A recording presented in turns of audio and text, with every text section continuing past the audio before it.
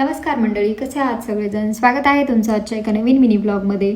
आता व्हिडिओमध्ये एवढं सगळं खायचं सामान बघून तुम्हाला वाटत असेल की मी काय रिसेलिंग वगैरे चालू केले की काय, तर नाही. हे सामान रिसेलिंगसाठी नव्हतं आणलेलं.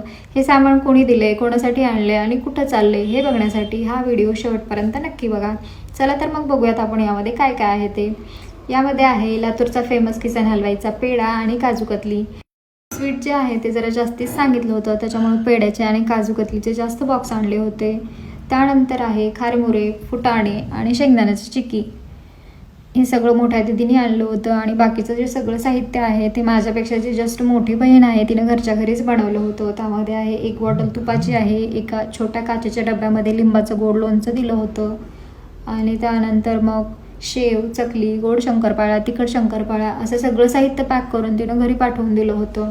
पण काचेच्या डब्यातलं लोणचं फुटून जाईल म्हणून मी ते परत एका छोट्या प्लास्टिकच्या डब्यामध्ये पॅक केलं आणि त्याला व्यवस्थित सील करून दिलं.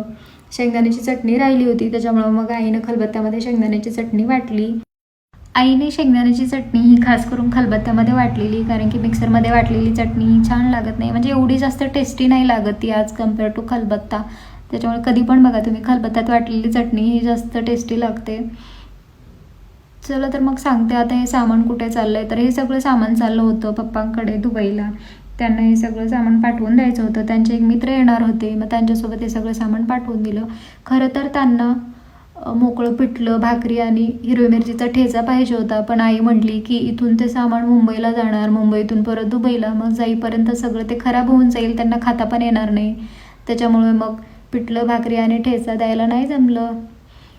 जेवढं होतं होईल तेवढं सगळं साहित्य पॅक केलं आणि पप्पांच्या मित्राकडे दिलं. आतापर्यंत ते सामान जाऊन पोहोचलंही असेल. मलाच थोडासा उशीर झाला ब्लॉग बनवायला. चला तर मग भेटूया अशाच एका नवीन मिनी ब्लॉगमध्ये. तोपर्यंत बाय.